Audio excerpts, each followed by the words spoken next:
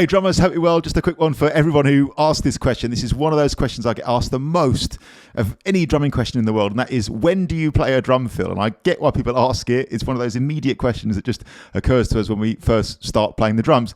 Like a lot of those questions, though, it doesn't have like one simple, pithy answer. Playing the drums, of course, is this big, amazing thing that we take on in our lives, and being a musician generally is like that, and there isn't one thing. But if I had to, if you force me to say one thing, I think the answer above everything else is punctuation.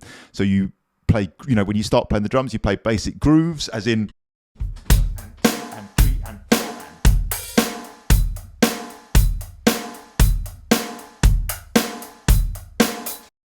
and you keep a beat in the music, but then sooner or later you want to punctuate it. And the most important function I would say that the drum fill serves, and it's a fill, by the way, as in you fill in the gap. If you saw a bit of music, like you see in the drum grades, if you saw like a groove written out, you might see like a couple of little diagonal slashes towards the end of one of the lines, or when one section goes into the next, and it says fill, as in fill in this gap, by typically playing something different from the groove. Often drummers think of it as like moving around the kit, but it doesn't have to be. It can just be as simple as something different on the snare drum, or even like a flam on the snare drum, something short and simple. But the point is, you do something to punctuate one section going into the next. At least that's the most simple, pithy answer I could give. So for example, a verse into a chorus into a guitar solo. So I really feel like our job as drummers is to support music, to make music feel great and sound great, to enhance it, to make it exciting, to make it dynamic. Ultimately, music, I always think, is an emotional business. Our job is to draw that out of the music and support it. So as the music goes from perhaps one level to the next, you might throw a drum fill in there. So musical punctuation is the best way I can describe it, to escort the music from one section to the next. What you play and how you play it is, of course, a massive question in itself.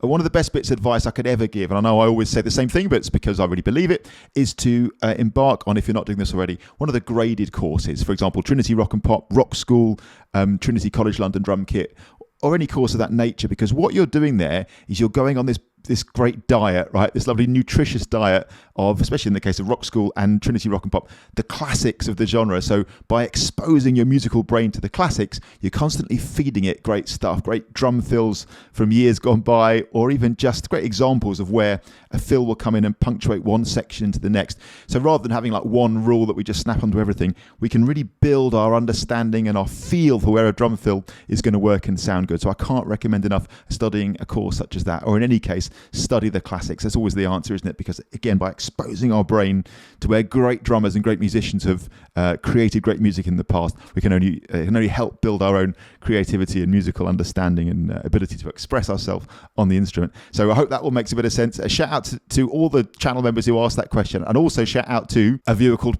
Pero who asked the version of that question today. Their question was about like chord changes, or at least that's how they phrased it. But I think hopefully I'm right in interpreting their question as like, where do fill-ins work and why would you use them? Why would you do them at certain points? The best answer I can give one last time is to punctuate. It's musical punctuation, like a full stop followed by a capital letter, one section going to the next. Often that crash cymbal you hit on beat one after the fill is your capital letter at the start of the next musical sentence. So punctuating one section into the next, at the same time adding excitement, dynamism, a sense of forward momentum through the music into the equation. So shout out to everyone who's asked that, and hope that's helpful and gets you on the right path. Cheers.